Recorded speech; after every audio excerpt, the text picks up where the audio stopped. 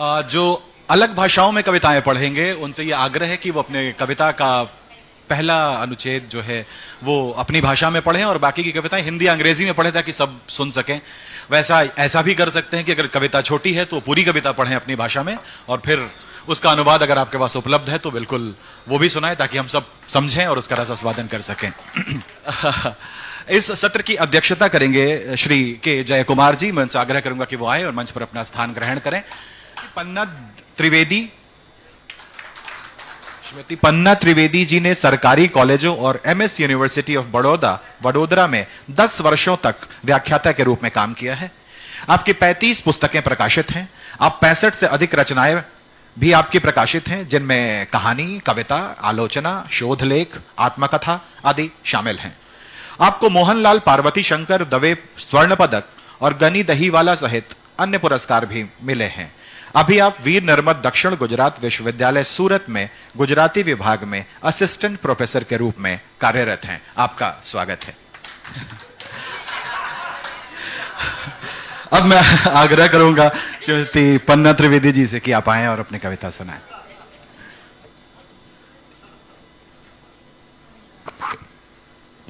उपस्थित सभी को नमस्कार। जरा सा गुजराती जायका। कविता धान रोपती स्त्रीओ। जागता दिवसो જ્યારે ઊંઘવા માંડે અને ઊંઘતી રાતો જ્યારે જાગવા માંડે તો સમજજો કે આ ત્રીજું ગ્રહણ છે પ્રકૃતિનું। શિયાળાની ઋતુમાં તમારું શહેર જ્યારે પરસેવામાં નીતરતું દેખાય, અકારણ જ સંભળાતી રહે હવાની સાંય સાંય, મળદાના તનથી કે જીવિત દેહ પરથી જાણે કોઈ ફરક જ ન પડતો હોય, વૃક્ષ હવા એ રીતે વહેતી રહે, अकारण घास थतरतू रहे। मैं जरा जायका ही पढ़ूंगी लेकिन अब मैं ट्रांसलेटेड पोएम पढ़ूंगी हिंदी में। धान रोपती स्त्रियां। जागते हुए दिन जब सोने लगे और सोती हुई रातें जब जागने लगे तो समझना यह तीसरा ग्रहण है प्रकृति का। सर्दी के मौसम में भी तुम्हारा पूरा शहर पसीने में तरबतर दिखे, बेवजह ही सुनाई देने लगे हवा की साई साई तुझे, मुर्दों के तन से या जिंदा जिस्मों से कोई फर्क ही न पड़ता हो, मानो जब रूखी हवाएं इस तरह गुजरने लगे, बेवजह ही धूप थरथराती रहे, बसंत की ऋतु में भी बेवजह ही भीतर पतझड़ से ठहरने लगे, आधे मन से आधी बरस कर बारिश बेवजह ही लौटने लगे, नदी अपना पथ भूलकर भटकने लगे, पीर की मजारों पर मन्नतों के धागे मन्नतों से ज्यादा बंधने लगे और श्राद्ध के काले दिनों में पूर्वजों की आत्मा की शांति के लिए सूने आकाश में एक काला कौवा भी न दिखे तो समझना कि तुमने धान रोपती स्त्रियों के हाथ देखना छोड़ दिया है। धन्यवाद। धान रोपती स्त्रियां खेतों से परे भी बहुत कुछ रोपती हैं। तुम्हारी झिलमिलाती एक चमक के लिए वह अपना पूरा देह रोप देती है तुम्हारी आंखों में। वे स्त्रियां तुम्हारी गाली और घृणा की खरपतवार हटाकर आनंद की परिभाषा रोपती है। आसान नहीं होता किसी का पश्चिम लेकर उसको अपना समूचा पूरब दे देना। धान रोपती स्त्रियां धरती के गर्भ के अंधकार में अपने हिस्से का सूरज रोपती है। वे सिर्फ तुम्हारे इस जन्म का सूखा ही नहीं पी जाती, उस घूंट में होते हैं तुम्हारे भाग्य के शोक गीत भी। मीठे मधुर लोकगीत गाती वे स्त्रियां अपने हिस्से का मेघ मल्हार रोपती है। घंटों तक पानी भरे खेत में झुकी हुई अवस्था में रहकर वे स्त्रियां तुम्हारे मस्तिष्क की उन्नतता रोपती है। अपने स्वप्न को स्वतः कैद कर तुम्हारी मुक्ति रोपती है, यह जानते हुए भी कि तुम जादूगर नहीं एक सौदागर हो। नई फसल के लिए कुछ बीज बचाकर थोड़े बचे बीजों से वह तुम्हारा सुनहरा भविष्य रोपती है। तुम्हारे राजकोष से वह जवाहरात नहीं चाहती है तुम्हारी दृष्टि की 1 इंच छां। इसलिए धान रोपती स्त्रियों को देखो, सुनो क्या कहते हैं उनके हाथ। धन्यवाद। दूसरी कविता, आखिरी बेंच का वह लड़का। युगों के पार देखने वाले युग दृष्टा, कहां हो तुम? प्रलय और निर्माण जिनकी गोद में पलते हैं, उन असाधारण गुरुजनों के लिए तत्काल वैद्य बुलाओ। उनसे कहना, उनकी निस्तेज आंखें पहुंच नहीं पाती आखिरी बेंच तक, जैसे कभी न पहुंच सके पहली पंक्ति तक आखिरी बेंच पर बैठे उस लड़के के पैर। कक्षा में जब दूसरा विश्व युद्ध चल रहा था, तब आखिरी बेंच का वह लड़का नोटबुक के आखिरी पन्ने पर कबूतर का चित्र बना रहा था। पूरी कक्षा जिन्हें डिब्बे की पहचान पहना रहा था, तब वह लड़का आखिरी पन्ने के हाशिए के एक कोने में गांधी का चश्मा और छड़ी बना रहा था। नदियों पर बने बांध के फायदे गिनाए जा रहे थे, तब वह लड़का सूखे जलाशयों के बारे में तुकबंदी कर रहा था। काटे जा रहे जंगल और नग्न हो रहे वृक्षों की चर्चा के दौरान वह पगला लड़का यकायक खड़ा होकर कहीं पौधा लगाता, बीज बटोरता और बच्चों में वह प्रसाद की तरह बांटता रहता।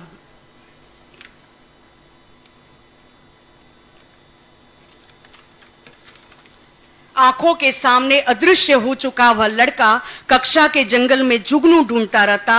सामंतशाही की शोषण नीति की चर्चा के दौरान बाग में दौड़कर आंधी से थरथर कांपते फूलों पर अपना हाथ धरे रखता था, और नालंदा विद्यापीठ पर आक्रमण के समय आखिरी बेंच का वह मूर्ख लड़का नोटबुक के पहले पन्ने पर बोधि वृक्ष का एक चित्र बना रहा था। युगों के पार देखने वाले युग दृष्टा, कहां हो तुम? तीसरी कविता, चुप्पी। कृत्रिम बुद्धि से यह नहीं पूछा जा सकता भूख का रंग क्या है, क्या होता है प्यास का रंग। इन दिनों रातें सफेद और दिन काले क्यों लगते हैं? नींद के आंगन में क्यों नहीं आते स्वप्न खेलने? पश्चिम में डूबता सूरज कभी क्यों नहीं डूबता मन गगन में?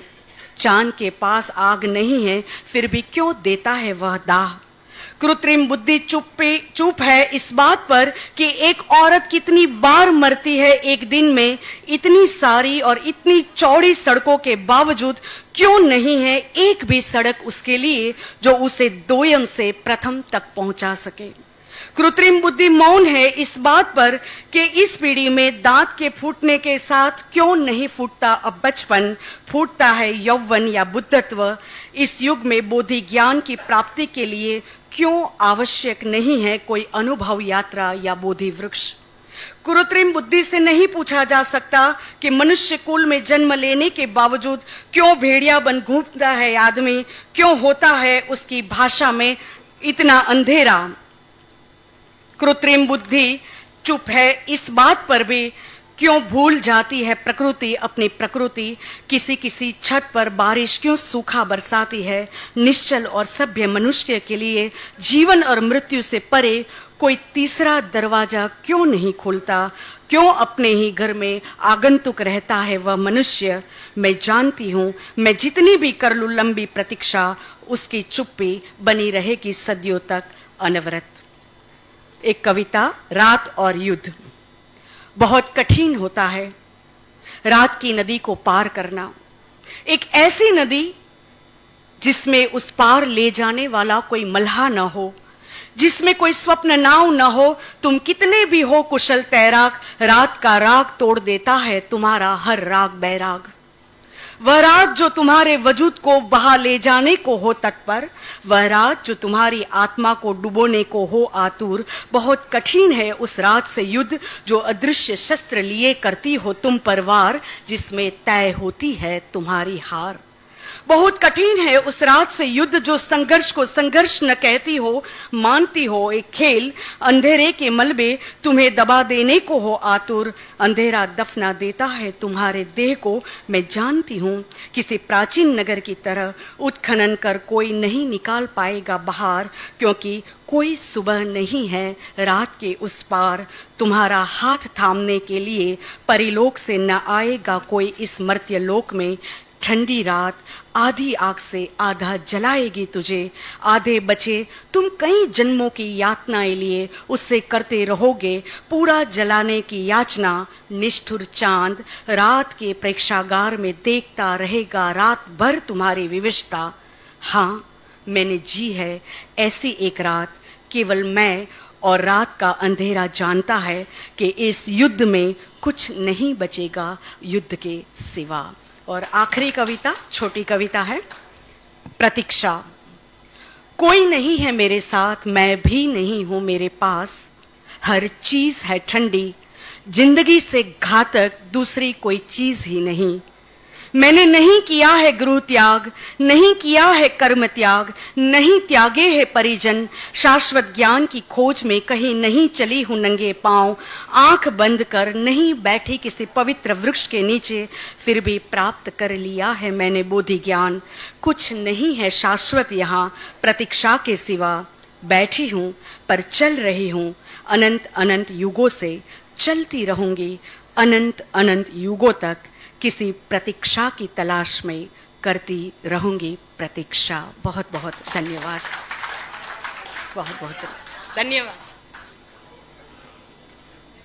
बहुत सुंदर कविताएं सुनाई आपने और आप सबने बहुत सुंदर सुना भी। यही होना चाहिए कि जब कविता सुनाई जाए तो सुनने वाले की तरफ से भी प्रतिक्रिया आए। आपकी कविताएं समझ में भी आई। हाँ, एक मुश्किल जरूर थी कि वो धान रोपती महिलाओं से लेके कौए, बादल, और इतनी छवियां प्रस्तुत की आपने कि पकड़, मुझे गालिब याद आ गया कि वो कहते हैं ना अपने शेर में कि आ गही दामे शुनिदन चाहे जिस कदर बिछाए, मुद्दा अनका है अपने आलम तकरीर का, कि आप चाहे किस भी तरीके से सुनने में ध्यान लगाएं, एक छवि पकड़ती है तो एक छवि छूटती है, लेकिन बेहतरीन, बहुत खूबसूरत।